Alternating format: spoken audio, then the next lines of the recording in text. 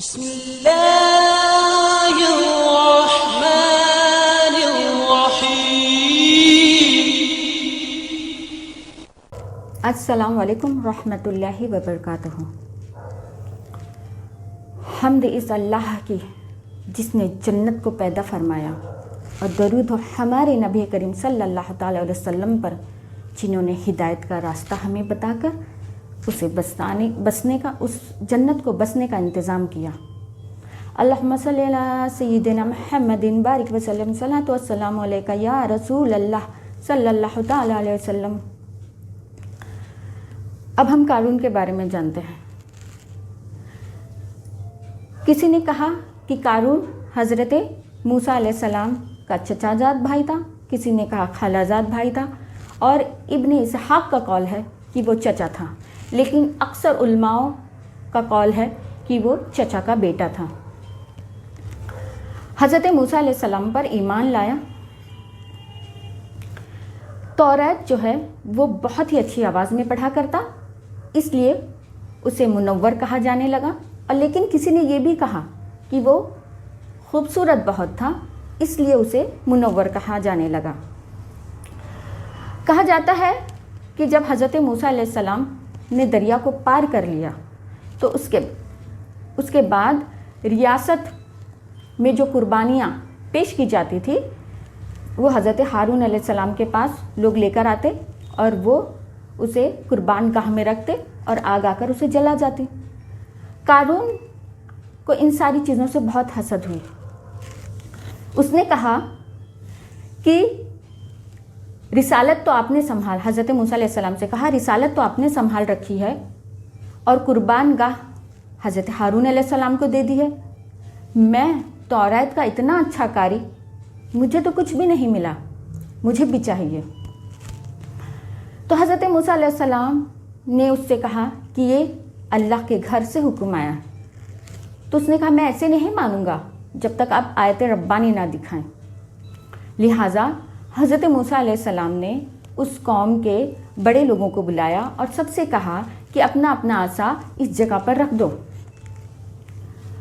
لہٰذا سب نے اپنا عصا رکھ دیا، اور صبح میں جب دیکھا گیا تو صرف حضرت ہارون علیہ السلام کا عصا سبز ہو گیا تھا۔ تو قارون نے کہا یہ تو جادو ہے۔ تو حضرت موسیٰ علیہ السلام جو لوگ ان کو ماننے والے تھے انہیں لے کر قارون سے الگ ہو گئے۔ یہ بھی کہا گیا ہے کہ جو قارون تھا اس نے 40 سال پہاڑوں پر عبادت کی۔ ابلیس نے اپنے چیلوں کو بھیجا کہ جا کر اسے دنیا کی طرف راغب کریں، پر نہیں کر پائے۔ لہٰذا خود ابلیس آیا اور اس نے اسے عبادت سے ہٹا کے دنیا کی طرف راغب کر دیا۔ قرآن شریف اس بات پر گواہ ہے کہ اس کے پاس اتنی دولت تھی کہ اس کی چابیاں کبھی جماعت اٹھایا کرتی تھی، اور انجیل میں آیا ہے کہ اس کی چابیاں 60 کھچروں پر لادی جاتی تھیں۔ اللہ عالم۔ کسی نے یہ بھی کہا کہ اس کی چابیاں 70 کھچروں پر لادی جاتی تھیں۔ دولت کی وجہ سے اس میں غرور اور تکبر آ گیا تھا۔ حضرت ابن عباس رضی اللہ نے فرمایا کہ جب زکوٰۃ کا حکم آیا اور حضرت موسیٰ علیہ السلام نے اس سے کہا کہ اللہ نے تمہیں اتنی دولت دی ہے، اس میں سے اتنی زکوٰۃ نکال دو، کہ اللہ کا حکم ہے۔ اس نے جب اپنے گھر جا کر حساب کی تو اسے احساس ہوا کہ اس کی دولت کا کثیر حصہ زکوٰۃ میں نکل جائے گا۔ اس کے دل میں لالچ آئی اور وہ گیا اپنی قوم کے پاس اور کہا کہ تم نے حضرت موسیٰ علیہ السلام کی اطاعت کی، دیکھو اب وہ تمہارے مال کو ہتھیانا چاہتے ہیں، لہٰذا اب کچھ کرنا ہوگا۔ تو قوم نے کہا کہ تم ہمارے بڑے ہو، تم جو کہو گے ہم مان لیں گے۔ تو اس نے کہا فلاں غلط عورت کے پاس جاؤ اور اسے کہو کہ میں اسے اتنی دولت دوں گا۔ وہ حضرت موسیٰ علیہ السلام پر سرعام زنا کی تہمت لگائے، لہٰذا اس عورت کو جا کے تیار کیا گیا اور وہ عورت تیار ہو گئی۔ دوسرے دن جب حضرت موسیٰ علیہ السلام اپنی قوم پر تقریر فرما رہے تھے تو قارون نے تو حضرت موسیٰ علیہ السلام نے کہا کہ جس نے چوری کی اس کے ہاتھ کاٹے جائیں گے، اور جس نے زنا کیا اس کے لیے یہ عذاب ہے، یعنی یہ سزا ہے۔ تو قارون نے کہا اگرچہ کہ آپ ہو، تو حضرت موسیٰ علیہ السلام نے کہا اگرچہ کہ میں ہوں۔ تو قارون نے کہا کہ قوم کا کہنا ہے کہ فلاں غلط عورت کے ساتھ آپ نے غلط کام کیا ہے۔ حضرت موسیٰ علیہ السلام نے اس عورت کو بلوایا۔ وہ عورت جب آئی تو حضرت موسیٰ علیہ السلام نے اس عورت سے کہا کہ تجھے اس رب کا واسطہ جس نے دریا کو چیرا اور توریت نازل فرمائی، سچ کہنا۔ وہ عورت ڈر گئی اور اس نے سچ کہا کہ قارون نے اس بات کے لیے اسے تیار کیا تھا کہ میں آپ پر تہمت لگاؤں۔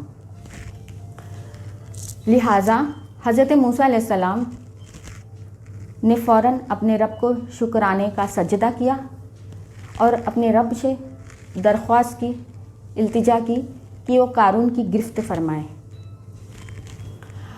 اللہ تعالیٰ نے حضرت موسیٰ علیہ السلام کی طرف وحی بھیجی کہ آپ زمین کو حکم دیں، میں نے زمین کو آپ کے تابع کر دیا ہے۔ لہٰذا حضرت موسیٰ علیہ السلام نے قوم سے کہا کہ جو اس کی طرف ہونا چاہتا ہے اس کی طرف ہو جائے، اور جو میری طرف آنا چاہتا ہے میری طرف آ جائے۔ سارے کے سارے حضرت موسیٰ علیہ السلام کی طرف ہو گئے، صرف 2 لوگ ایسے تھے جو قارون کی طرف ہو گئے۔ پھر حضرت موسیٰ علیہ السلام نے زمین کو حکم دیا تو زمین نے انہیں گٹوں تک دھسا دیا، یہ لوگ گڑ گڑانے لگے۔ پھر زمین کو حضرت موسیٰ علیہ السلام نے حکم دیا تو گھٹنوں تک دھس گئے۔ پھر زمین کو حکم دیا تو سینوں تک دھس گئے۔ جب سینوں تک دھس گئے تو قارون نے حضرت موسیٰ علیہ السلام کو اللہ کا واسطہ دیا اور اپنی رشتہ داری کا واسطہ دیا کہ ان سے معاف کر دیں، اسے بخش دیں۔ لیکن حضرت موسیٰ علیہ السلام نے زمین کو حکم دیا اور زمین نے انہیں نگل لیا۔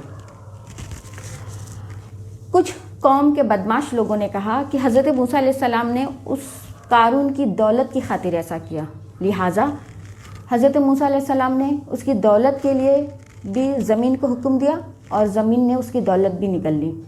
قرآن شریف اس بات کا گواہ ہے، سورہ قصص میں آیا ہے، گواہ ہے کہ قارون اپنے گھر کے ساتھ زمین میں دھنس گیا۔ تو اے امت، اور قیامت تک وہ دھستا ہی رہے گا۔ تو اے امت محمدیہ، اللہ تعالیٰ نے تجھے اتنا بڑا مرتبہ دیا کہ تجھے اس نبی کی امت بنایا جس کے لیے دنیا کو پیدا فرمایا اللہ تعالیٰ نے۔ تو کیا آج بے نمازی ہونے کی وجہ سے ہم قارون کے ساتھ محشر میں اٹھیں گے؟ نہیں نا، بلکہ ہم اپنے اعمال اس دنیا سے ایسے لے کر جائیں گے کہ ہم اپنے نبی کریم صلی اللہ تعالیٰ علیہ وسلم کے ساتھ محشر میں اٹھیں گے۔ جانتے ہو نا، ہمارا رب بہت رحیم ہے، اس سے توبہ کرو، سچی توبہ، تو وہ توبہ قبول کرتا ہے۔ جانتے ہو، حضرت موسیٰ علیہ السلام سے اللہ تعالیٰ نے فرمایا کہ جب قارون تم سے التجا کر رہا تھا، تم نے اس کی التجا قبول نہ کی، میری عزت اور جلال کی قسم، اگر اس نے مجھ سے مدد مانگی ہوتی تو میں ضرور اس کی مدد کرتا۔ سوچئے ہمارا اللہ کتنا رحیم ہے۔